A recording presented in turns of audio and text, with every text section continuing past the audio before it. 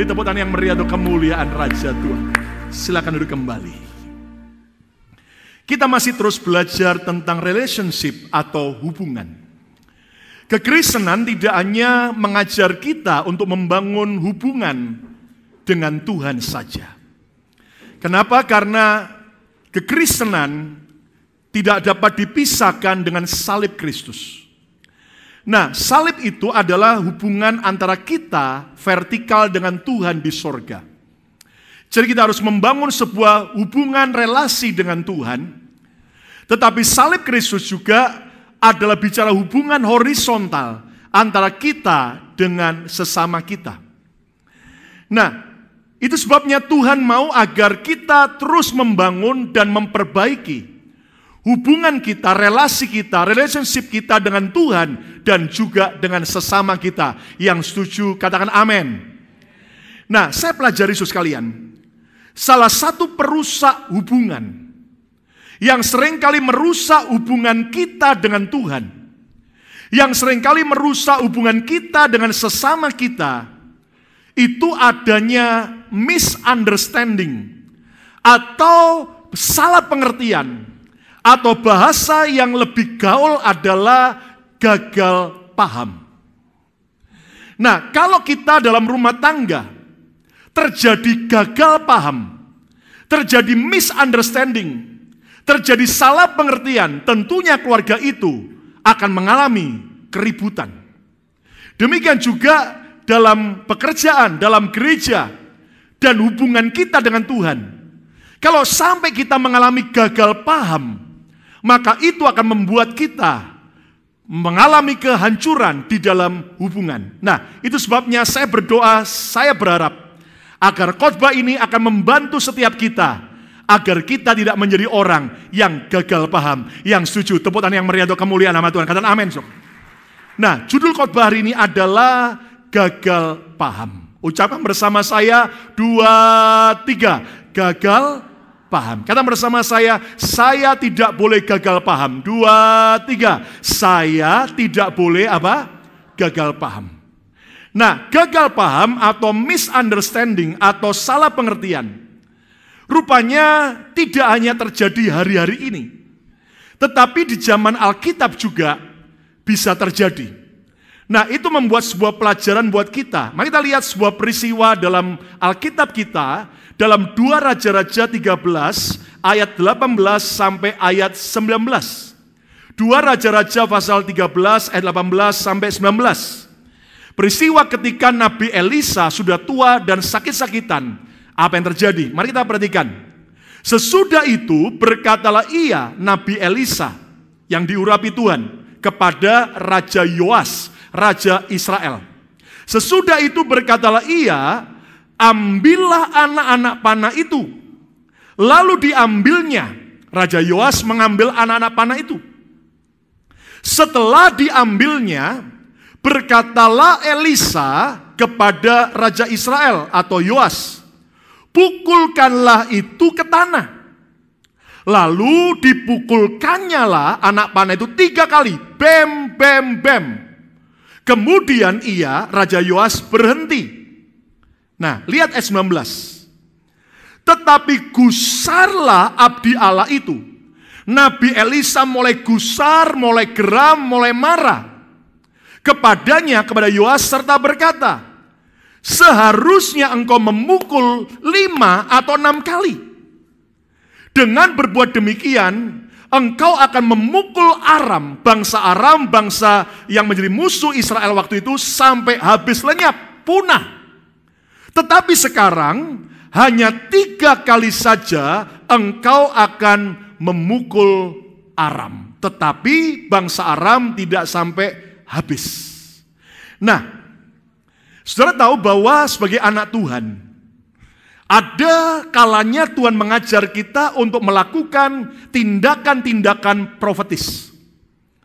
Lihat bahwa ada sebuah tindakan profetis yang diperintahkan oleh Nabi Elisa untuk memukulkan anak panah ke tanah kepada Raja Yoas, Raja Israel. Nah, mungkin Anda berkata, Pak, apa hubungannya? Anda harus tahu, sebenarnya kalau Tuhan perintahkan kita lakukan sesuatu tindakan profetis tindakan sebuah yang merupakan janji Tuhan, perintah Tuhan, maka itu akan membuat kita mengalami kemenangan dan terobosan. Katakan amin. Nah, tentunya kita tidak sempat jelaskan semua. Nah, kenapa ada tim penari dan sebagainya? Karena mereka melakukan tindakan-tindakan profetis. Tapi saya tidak bahas karena waktunya hari ini. Nah, tapi mari kita lihat belajar. Raja Yoas dari Israel ini ternyata mengalami gagal paham.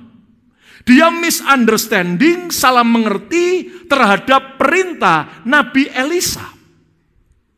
Sang Nabi berkata meminta agar Raja Yoas memukulkan anak panahnya sebagai lambang kemenangannya atas bangsa Aram.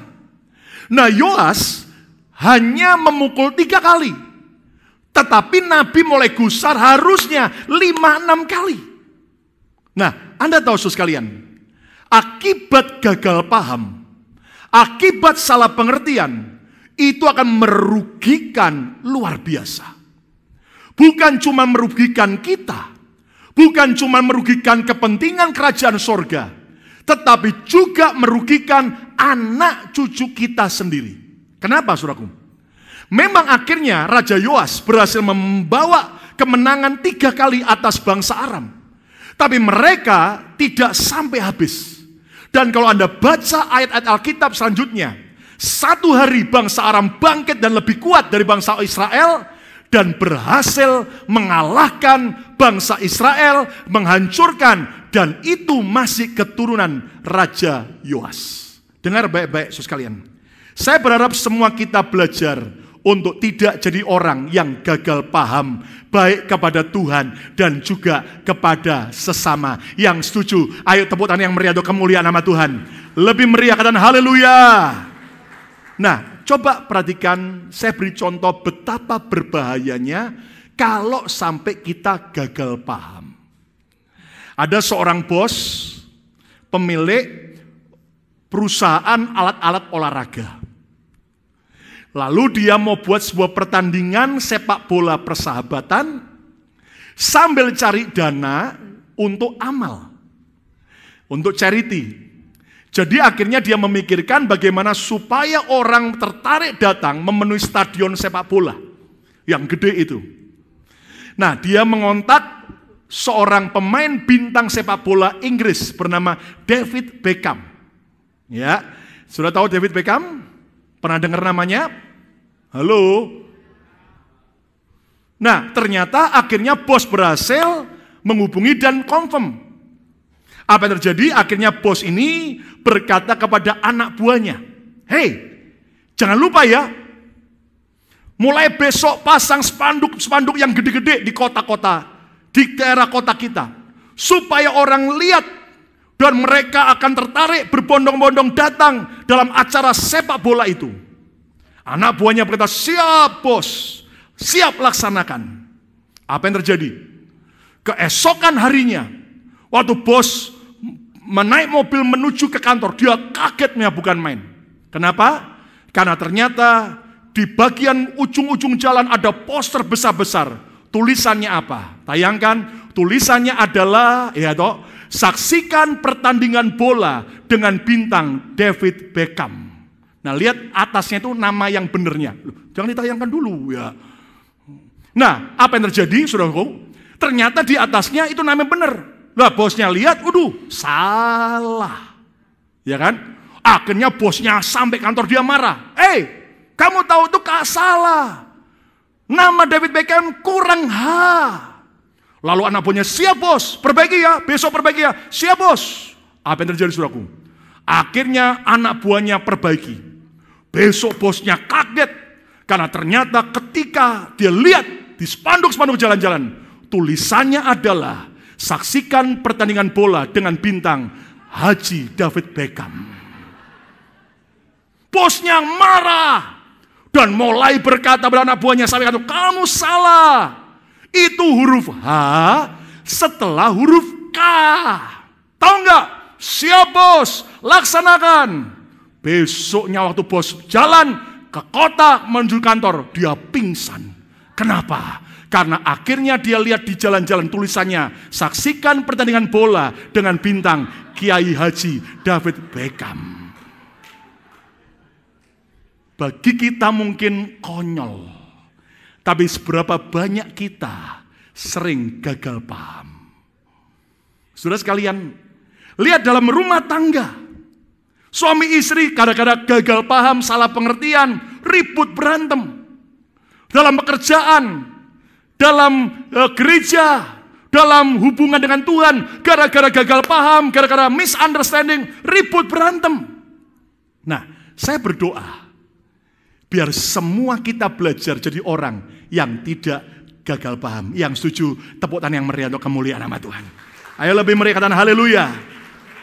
Nah, saya mempelajari, paling tidak apa sih yang bisa menyebabkan orang salah ngerti, gagal paham dengan Tuhan dan juga dengan sesama.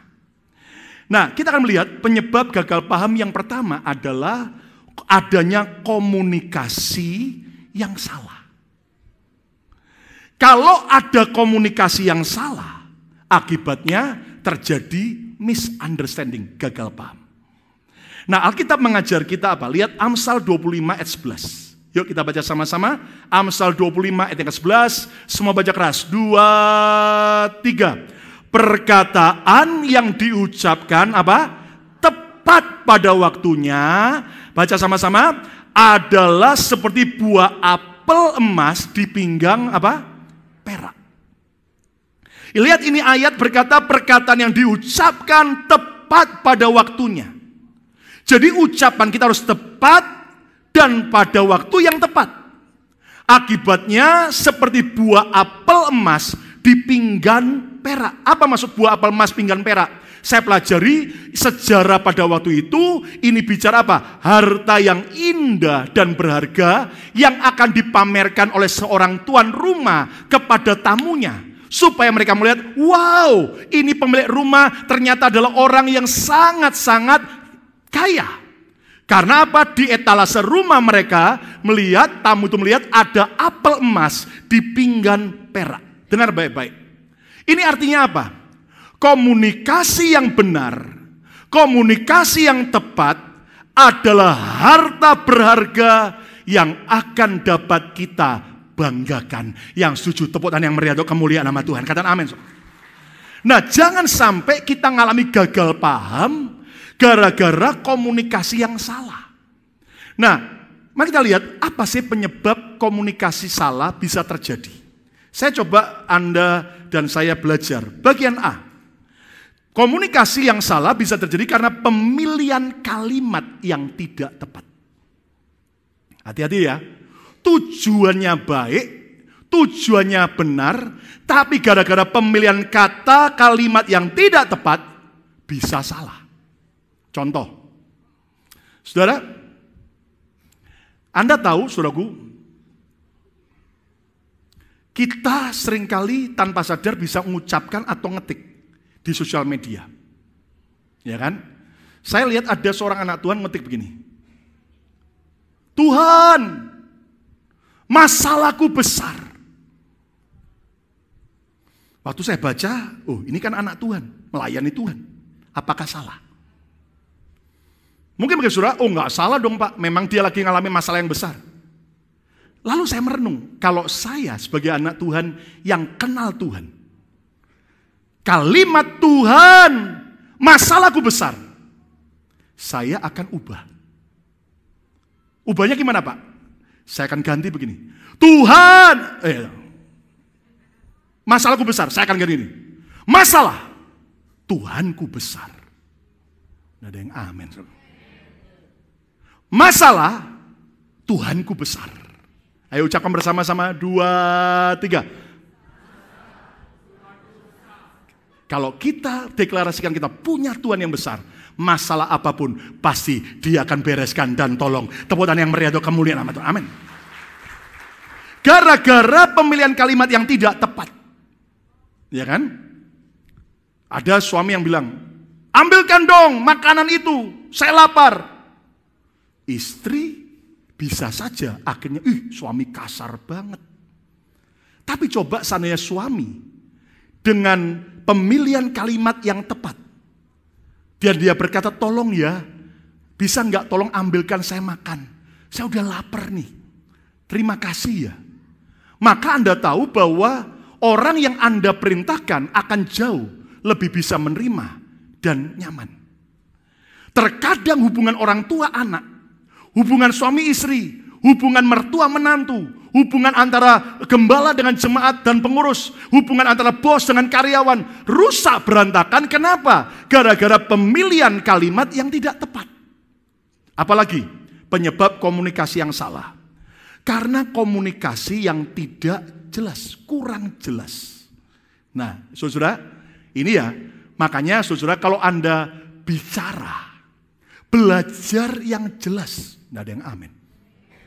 Kalau nulis WhatsApp atau SMS atau Facebook, tolong yang jelas. Karena kalau nggak jelas, itu berbahaya. Akan membuat terjadinya gagal paham. Ya kan? Nah, kenapa? Karena gini saudara, jujur ya. Orang Indonesia itu, saya coba baca. Gaya berpikirnya itu kalau cerita cenderung buletisasi. Betul nggak saudara? Halo? Buletisasi. Kalau cerita itu nggak jelas, pokoknya begini ya. Padahal cuman tujuannya itu saya lapar, pingin makan. Tapi gini, kamu tahu nggak? Orang ya kalau nggak makan ya, lama-lama itu bisa sakit. Terus muter terus. Kamu tahu, jangan kayak Pak Lukas. Tambah kurus kayak kurang gizi. Kamu pokoknya harus gini. Lah, muter, buletisasi. Coba sih lihat kanan kiri sebentar. Loh, jangan cuma liatin saya. Coba lihat kanan kiri sebentar. Tanya begini, model gini kalau ngomong buletisasi enggak? Kadang-kadang saya mendampingi jemaat kalau ke pengadilan imigrasi, saya tuh sampai kadang kesal. Aduh, kenapa? Ditanya sama jaksa penuntut ini, jawabannya muter. Ditanya hakim ini, muter. Sampai gara-gara muter, hakimnya dan jaksanya stres, bingung. Maksudnya apa? Sudah akhirnya gini, di-cut. Sudah nggak usah banyak ngomong. Yes or no. Lah kalau sudah begitu, sudah akibatnya apa? Banyak yang kehilangan kesempatan. Gara-gara apa? Karena tidak komunikasi dengan jelas. Apalagi penyebab komunikasi yang salah. C. Waktu penyampaian yang tidak tepat. Tujuannya baik, kalimatnya udah baik, timingnya nggak tepat. Ya kan? Contoh.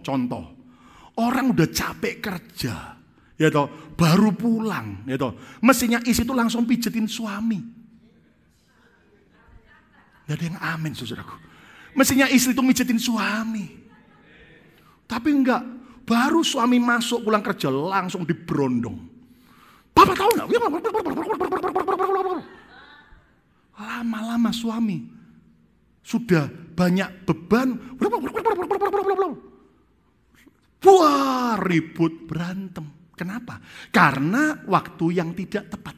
Nah, belajar supaya kita berkomunikasi dengan benar, kita harus belajar untuk memilih kalimat yang tepat, komunikasinya harus jelas, dan harus penyampainya dengan benar. Yang setuju, tepuk tangan yang meriah untuk kemuliaan nama Tuhan. Katakan amin. Kalau tidak, waduh, error. Nangkap ya?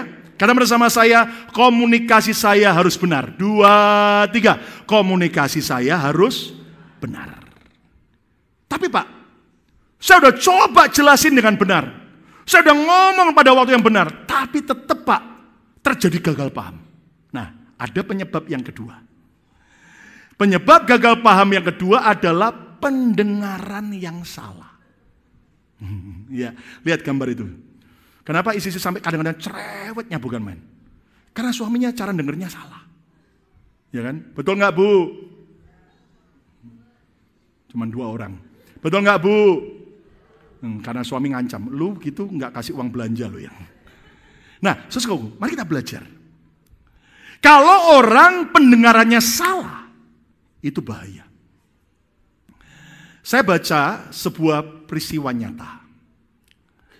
Seorang panglima perang yang terkenal, bernama Napoleon Bonaparte dari Prancis.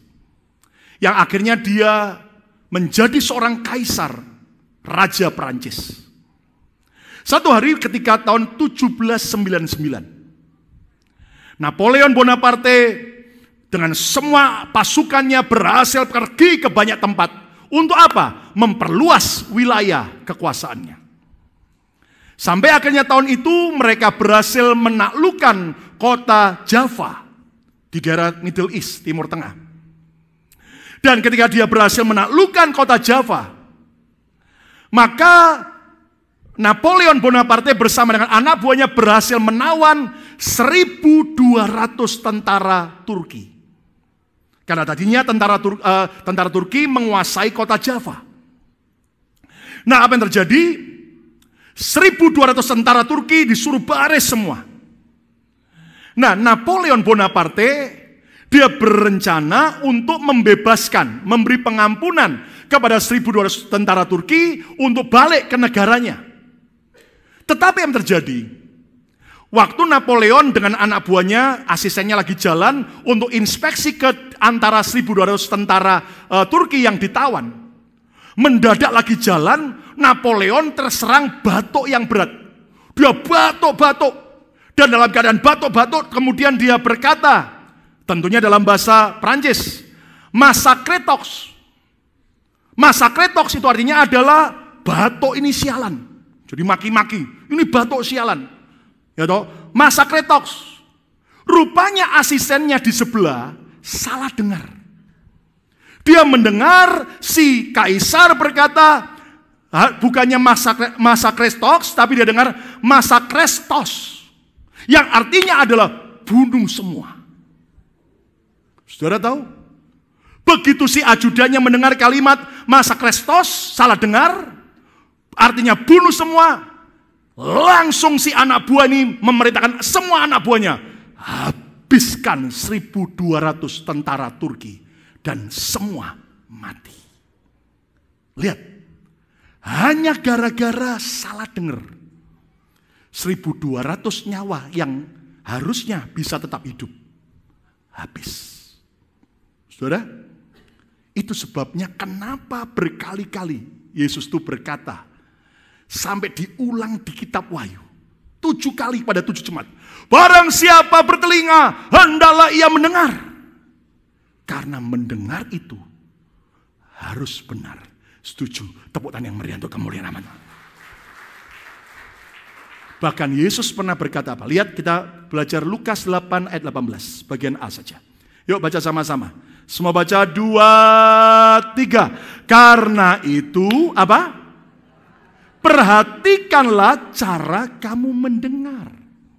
Kata bersama saya, perhatikanlah cara kamu mendengar. 2, 3 keras. Perhatikanlah cara kamu mendengar. Pegang dada masing-masing, ucapkan, saya harus memperhatikan bagaimana cara saya mendengar. 2, 3. Saya harus perhatikan bagaimana cara saya mendengar. Kenapa? Dengar baik-baik. Mungkin yang nyampaikan sudah jelas, tapi kita yang mendengar error. Di situ bisa terjadi gagal paham. Nah, cara agar kita tidak salah dengar adalah apa? A. Dengarkan baik-baik, bukan asal mendengar.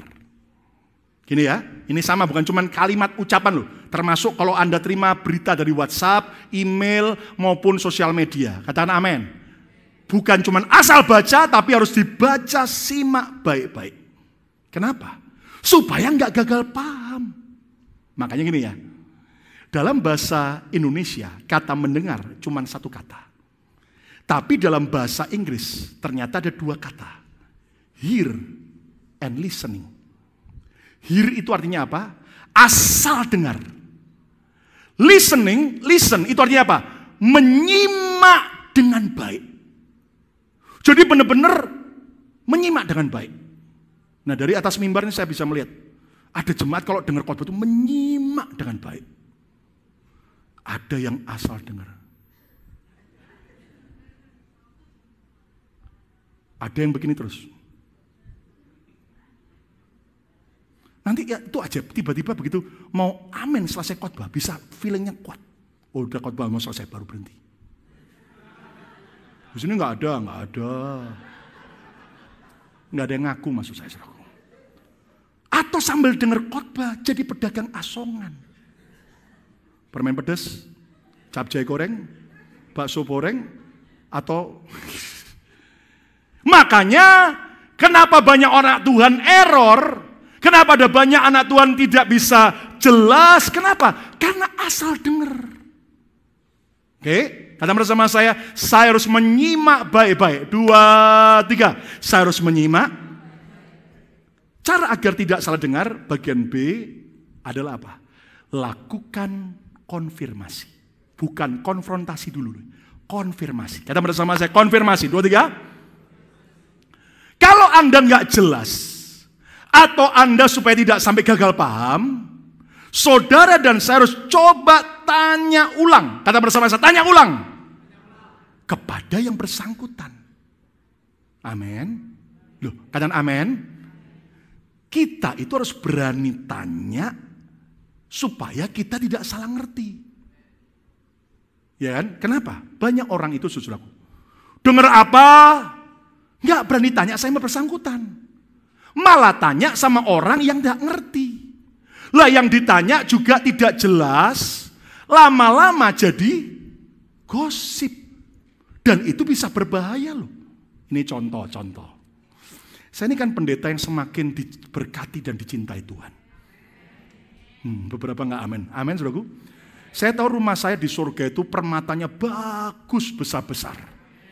Karena saya ini seringkali hanya jadi target gosip dan juga berita-berita yang kadang-kadang nggak tahu digoreng-goreng kayak begitu, saudara. Saya ingat satu hari sampai ada jemaat yang tanya sama saya, Pak Lukas tahu nggak? Pak Lukas itu katanya di luaran suka berantem sama Bu Shirley. Sampai pukul-pukulan, teriak-teriak, bentak-bentakan. Saya kaget. Saya panggil istri saya, yang pernahkah saya memukul kamu? Atau saya balik juga, apakah kamu pernah memukul saya? Oleh kemurahan Tuhan kami nggak pernah sampai ribut besar. Kalau ada perbedaan pun kita selesaikan dengan dewasa dan kita happy. Nah, Anda tahu, sampai saya nggak pernah tuh tanya sama istri saya sendiri, bohong apa enggak? Tapi Pak, katanya dia lihat sendiri di depan rumah Pak Lukas. Waktu dia lewat dan dia bisa lihat dari jalan. Pak Lukas bentak istri dan kemudian mulai pukul. Saya kemudian, sebentar ya, nanti saya coba cek ya. Pulang sampai rumah, dulu masih rumah yang di Pesyang, rumah yang lama. Saya lewat dari jalan, depan rumah, lewatin. Lihat dari jalan, lihat dari jendela. Jendela saya dari jalan setinggi ini, baru mulai. Gimana dia bisa lihat? Ya kan? Terus saya coba naik ke atas tangga untuk itu. Saya melihat pun juga, saya seringkali tutup dengan korden. Gimana dia bisa lihat? Sekian minggu kemudian kami baru dengar ada pendeta lain cerai. Dan karena suka ribut dengan istrinya.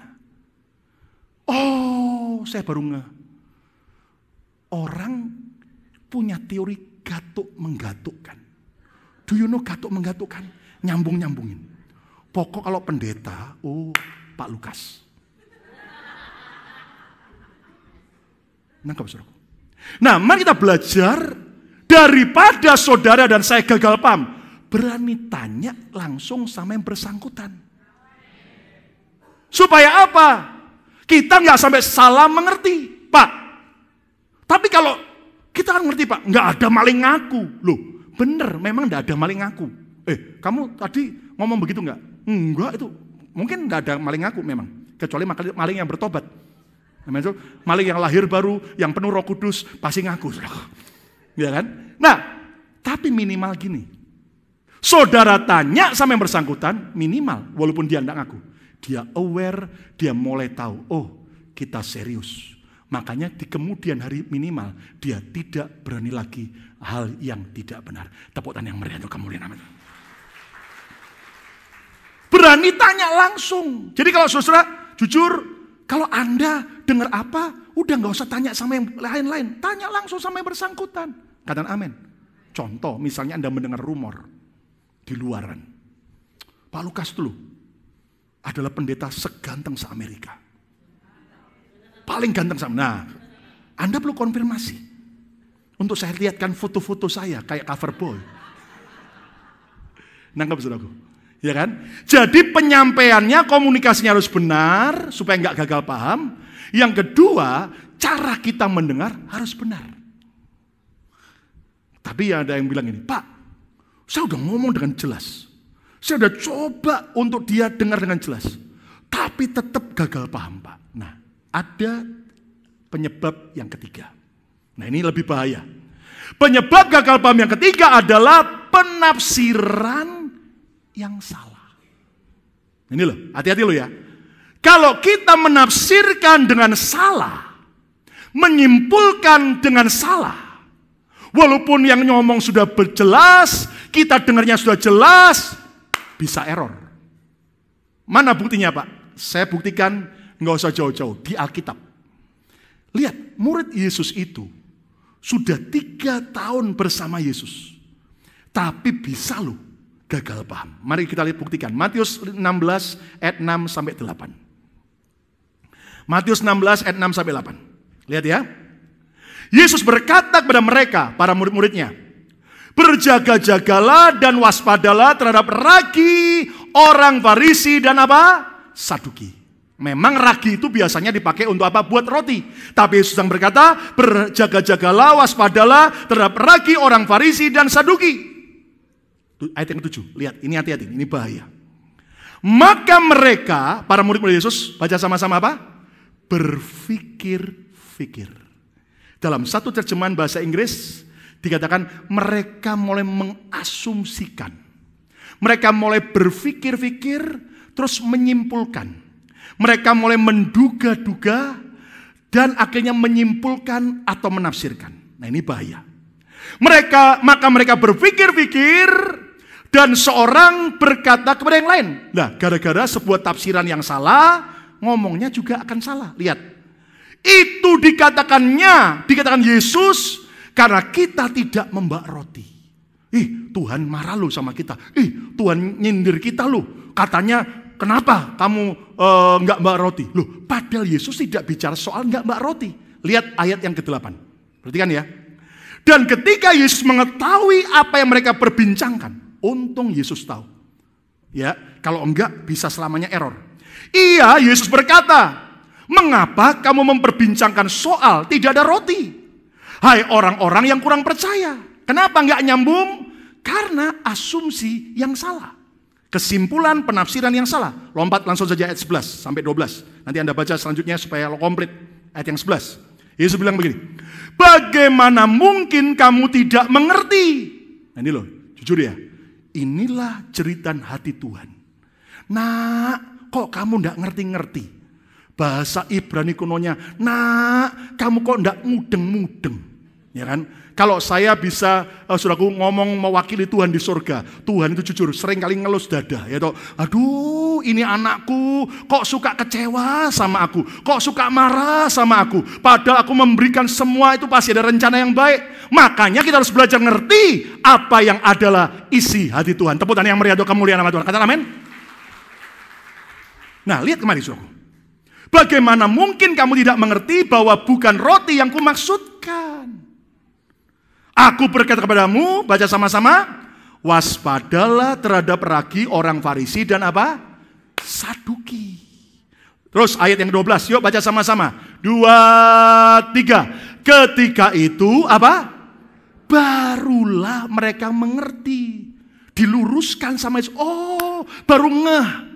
Bahwa bukan maksud Yesus soal supaya mereka waspada,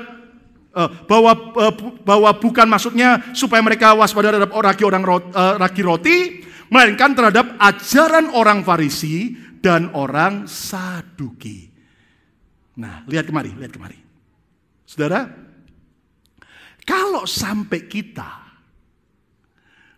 menafsirkan dengan salah, bahaya. Ya kan? Saudara sekalian, mari kita belajar untuk kalau memang kita belum jelas, tanya lagi.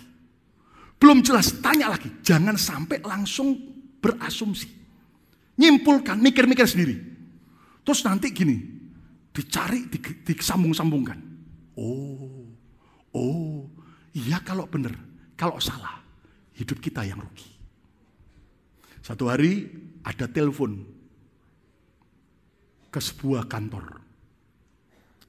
Seorang pria telepon dan yang terima seorang wanita. Mbak, saya lagi butuh pembantu rumah tangga, Mbak. Untuk bersih-bersih rumah, apalagi ini mau lebaran, Mbak. Untuk jaga rumah.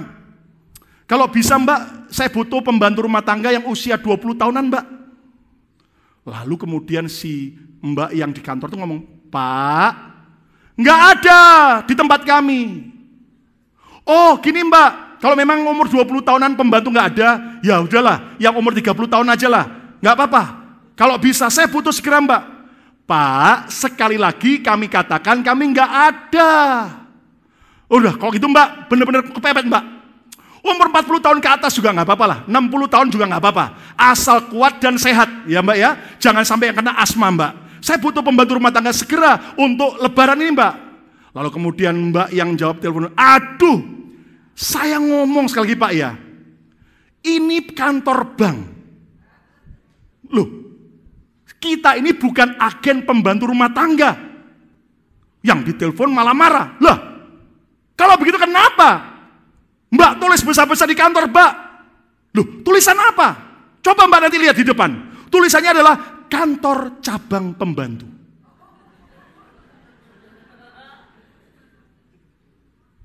Lihat. Sudah jelas gede tulisannya kantor cabang pembantu. Maksudnya bukan kantor agensi cari pembantu rumah tangga. Tapi kantor apa? Cabang pembantu sebuah bank. Lihat ya. Kalau orang sudah salah tafsir, error. Nah, siapa yang tidak mau gagal paham? Angkat tangan sekali lagi. Kata bersama saya harus belajar. 2, 3. Saya harus, apa penyebab salah tafsir? Saya perhatikan ada beberapa penyebab. Istilah saya adalah generalisasi. Ya. Menyamaratakan segalanya. Sudah hati-hati ya. Coba lihat saya, jangan asal menyamaratakan. Alias gini, semua disamaratakan. Itu nanti kesimpulan kita bisa salah. Contoh, saudara misalnya seorang wanita berpacaran. Pacaran pertama putus. Kenapa? Gara-gara si cowok berkhianat. Pacaran lagi kedua dengan cowok yang kedua, putus lagi. Kenapa putus? Gara-gara si cowok berkhianat. Tidak setia. Pacaran lagi yang ketiga dengan cowok yang lain lagi, putus lagi. Kenapa? Gara-gara berkhianat. Lalu si wanita berkata, dasar semua laki-laki tukang berkhianat. Ayo saya mau tanya sama saudara. Para pria, Pak. Woi, pria. Anda suka berkhianat enggak? Puji Tuhan. Maka kita bisa berkata, jangan anggap semua pria berkhianat. Kita pria yang berbeda. Nah, lihat. Kenapa? Karena generalisasi. Menyamaratakan. Ya kan? Contoh lagi. Telepon ke agent. Besok ada kerjaan enggak? Waduh, sorry. Lagi slow. Tutup. Besok telepon lagi. Ada kerjaan enggak? Aduh sorry, lagi slow. Tutup. Telepon lagi besok. Ada kerjaan enggak? Sorry, lagi slow.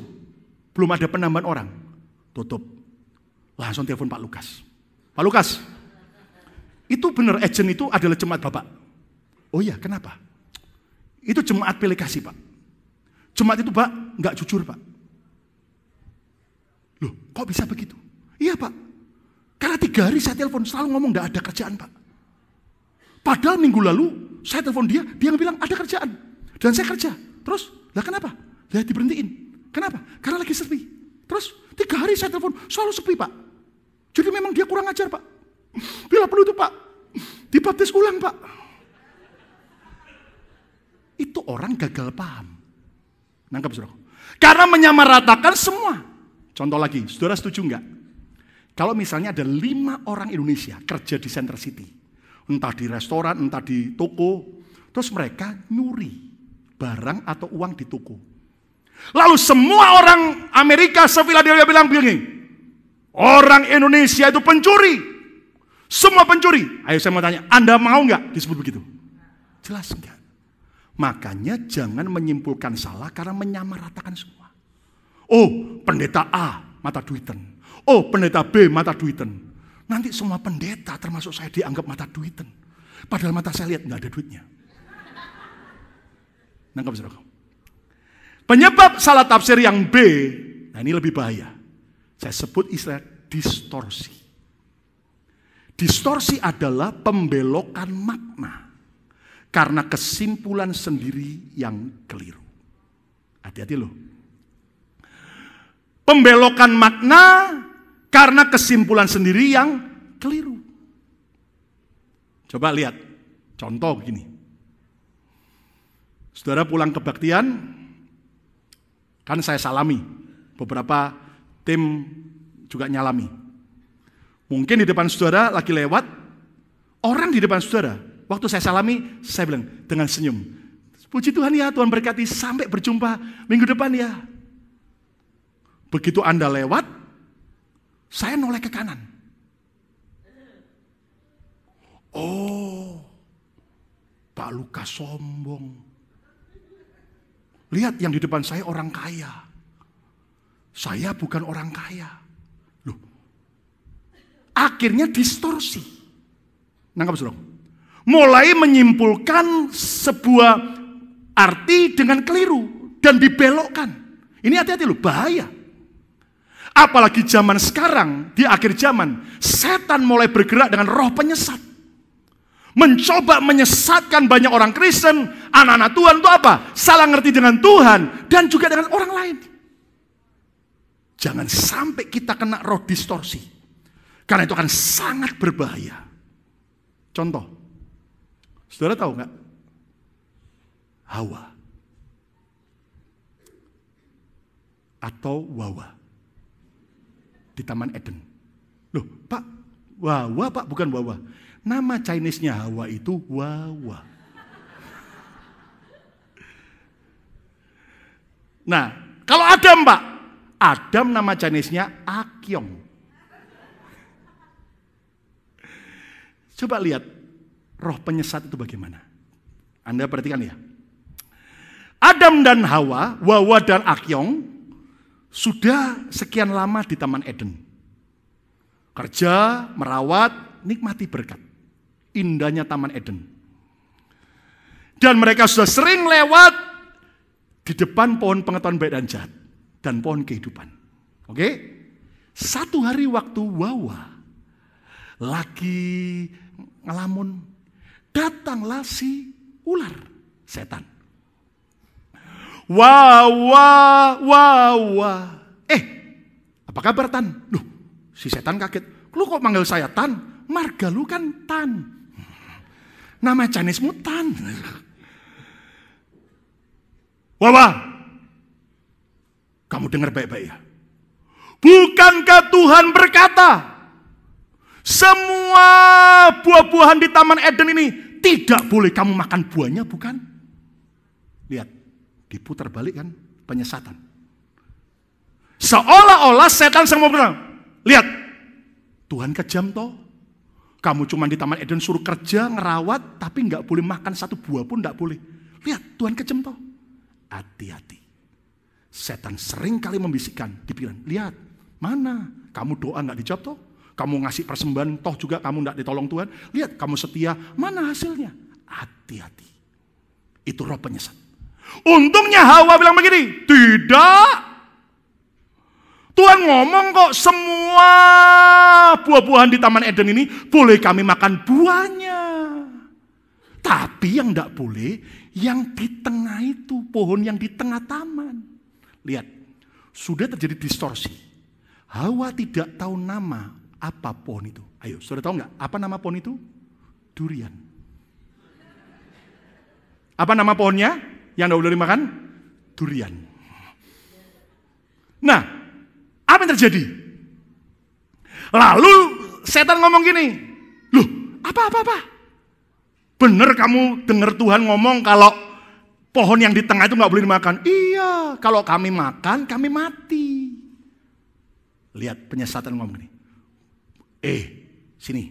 Wah, kamu tahu ya, kamu dibohongi sama Tuhan. Sini, kamu tahu ya, kamu dibohongi sama pendeta. Loh, emangnya kenapa?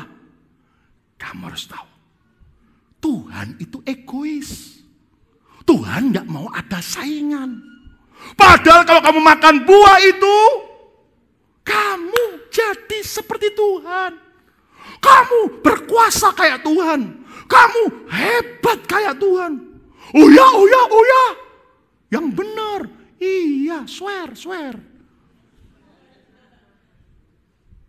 Anda tahu, mulai masuk distorsi. Menyimpulkan dengan salah, dibelokkan. Oh, Tuhan itu ngelarang karena Tuhan egois. Lihat, sudah lama lihat buah itu, nggak tertarik.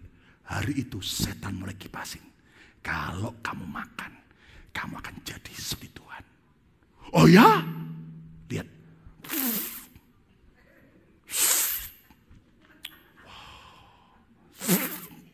Adam, ada apa wah? Durianmu saking itu. Mulai apa diraba.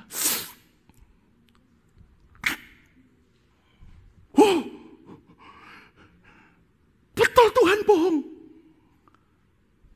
Akyong. Adam. Apa wah? Kita dibohongin Tuhan. Makan. Adam tanpa ngerti kebenaran. Akibatnya apa? Yang rugi siapa? Alkitab berkata, maka mereka diusir dari Taman Eden. Dan mereka tinggal di Taman Edian. Nangkap saudaraku? Itu distorsi. Harusnya minimal ya. Hawa begitu mulai tipu sama setan. Tuhan itu egois. Kalau kamu makan, kamu akan jadi kayak Tuhan. Kamu dibohongin. Tuhan itu cuma memang egois. Mestinya minimal. Ngapain? Tanya sama Tuhan. Tuhan! Biar yang ngantuk bangun. Tuhan, apa betul sih? Katanya setan, kalau saya makan, itu berarti Tuhan tidak mau disaingi. Loh kan Tuhan ada di mana-mana. Katakan amin. Gara-gara sebuah distorsi. Dan gara-gara itu akibatnya sampai hari ini. Para wanita kalau melahirkan, enggak bisa nih. Enak, enggak. Nangis. Aduh. Dokter bilang, 1, 2, 3. Itu dah. Gara-gara Hawa sama Adam. Coba lihat, saudara. Gara-gara Adam sama Hawa. Ya kan? Kerja, keringetan. Kalau seandainya mereka tidak distorsi dan tetap trust sama Tuhan, saya yakin sampai hari ini kita ada di Taman Eden, nikmati yang terbaik dari Tuhan. Tepuk tangan yang meriah untuk kemuliaan. Jangan kena distorsi. Apalagi penyebab salah tafsir yang C, nah ini lebih bahaya, deletion. Deletion itu penghapusan. Kesimpulan yang salah akibat penghapusan data atau fakta. Anda pasti sudah tahu kan? Gara-gara penghapusan data atau fakta tidak komplit. Siapa yang mengalami akibat hari ini? 2 tahun di penjara. Betul? Sebuah pidato 1 jam lebih. Begitu hanya dipotong. Dan ada kata yang juga dihapus. Masuk penjara. Saudara, kita harus belajar. Baik waktu Anda bicara, maupun kita mendengar, jangan langsung wrong assumption. Jangan langsung mikir-mikir sendiri. Hati-hati, kenapa? Pepatah bilang nih, wrong assumption is mother of confusion. Salah mengerti, gagal paham adalah ibu dari segala kebingungan. Kenapa dia kayak ibu wanita? Karena melahirkan. Wanita melahirkan. Satu gagal paham, melahirkan gagal paham yang lain, gagal paham yang lain, gagal paham yang lain. Dan itu akan merusak. Makanya kita harus belajar tidak boleh mengalami penghapusan data atau fakta. Yang setuju, tepuk tangan yang meriah untuk kamu, nama Tuhan. Amin, saudaraku.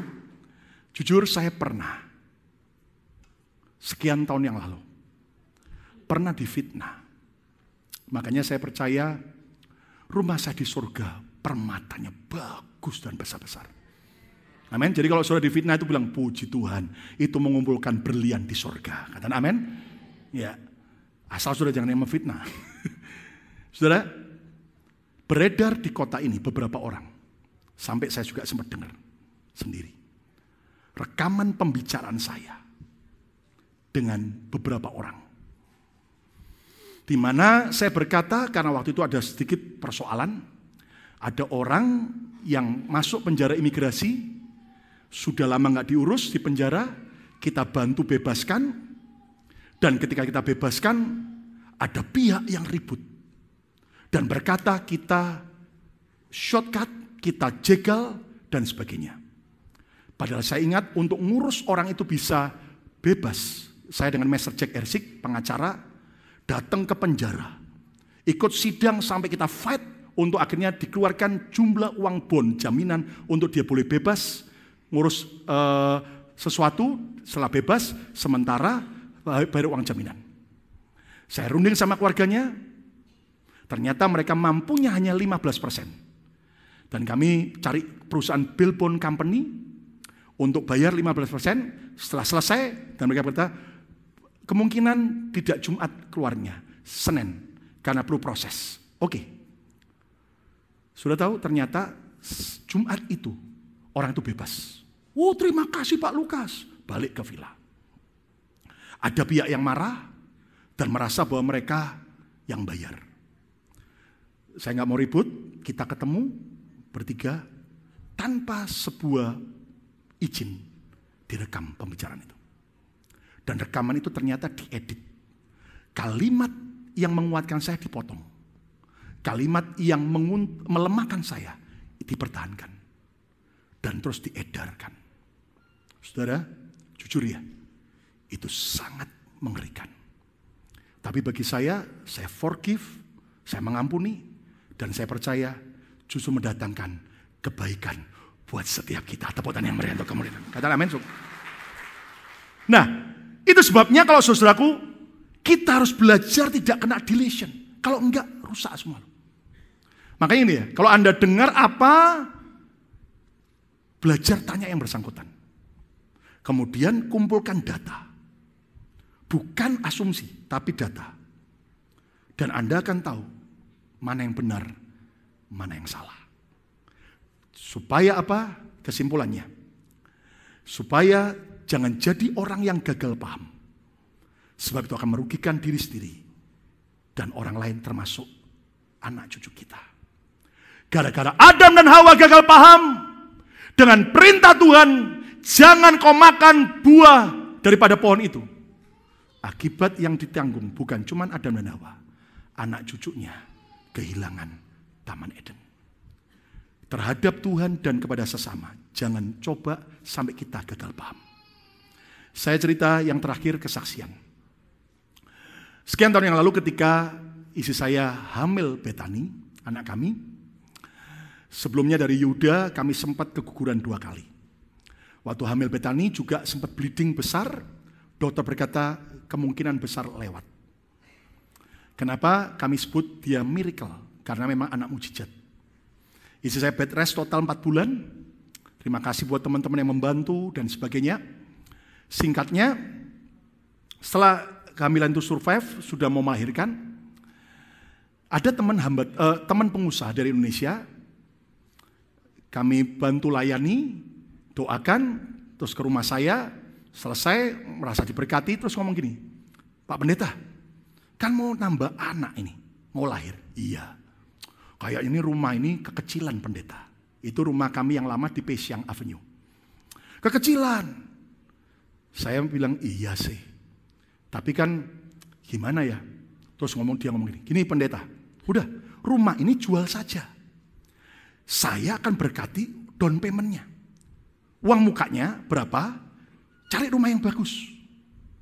Saya bilang, serius nggak? Bener, saya menabur. Oh terima kasih.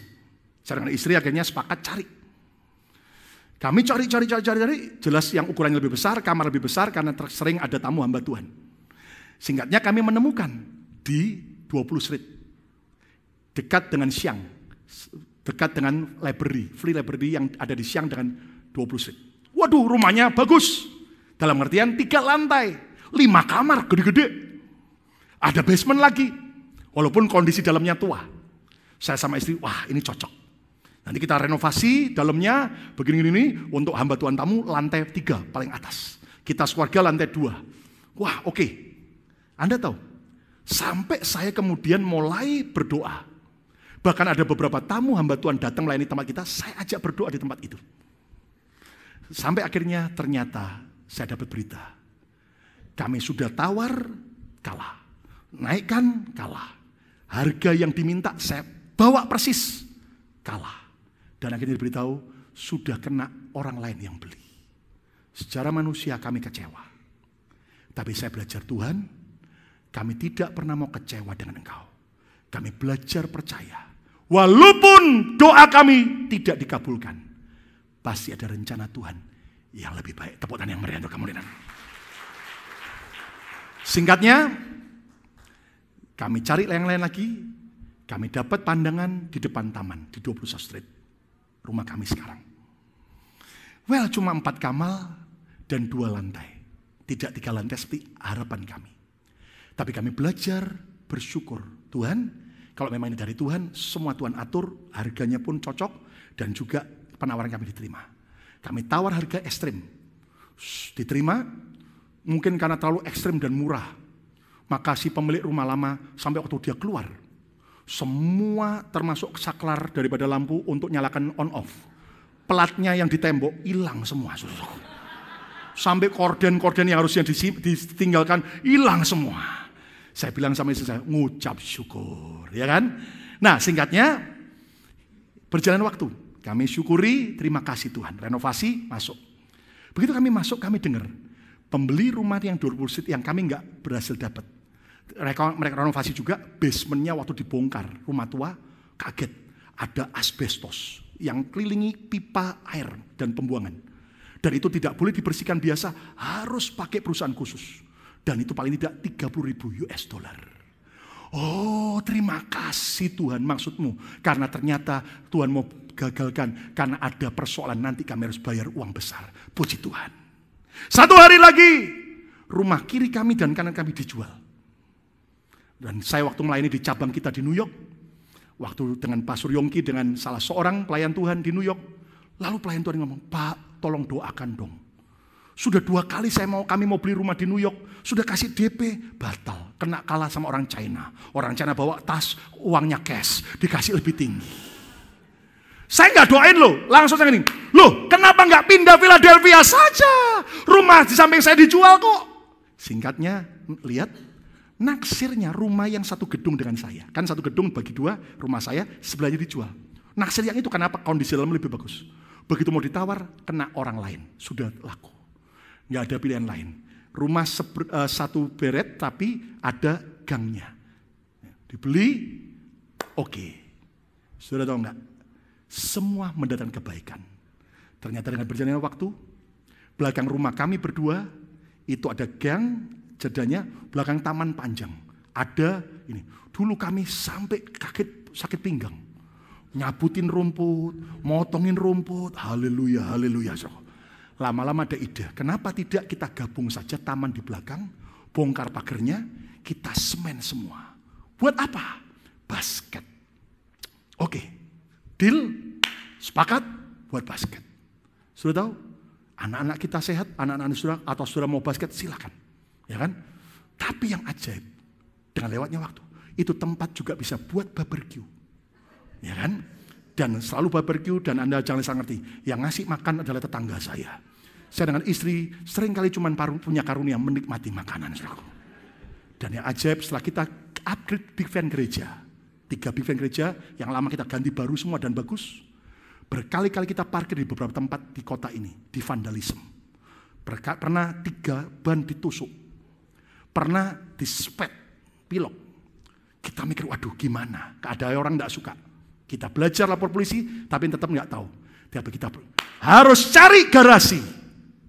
Dan untuk sewa garasi mobil cukup mahal. Ting, kenapa tidak di belakang rumah kita?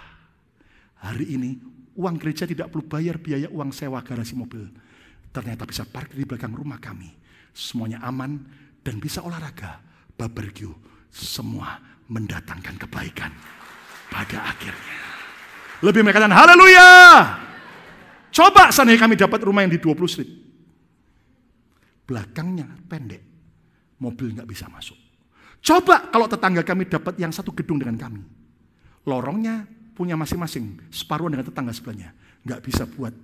Saudara harus tahu, apapun yang Tuhan izinkan terjadi, semua mendatangkan kebaikan buat setiap kita. Tepuk tangan yang meriah. Amin, saudaraku. Siapa yang tidak mau gagal paham dengan Tuhan dan sesama? Lambai kata saudara, ayo berdiri bersama-sama. Mari kita baca, ada 3 penyebab gagal paham yang harus kita hindari. Yang pertama, komunikasi yang salah. Belajarlah berkomunikasi dengan benar, jelas, tepat waktu. Pendengaran yang salah. Belajar tidak hanya asal dengar, belajarlah untuk sungguh-sungguh menyimak. Bila perlu, tanya dengan baik-baik kepada yang bersangkutan. Dan yang ketiga, jangan menafsirkan dengan salah.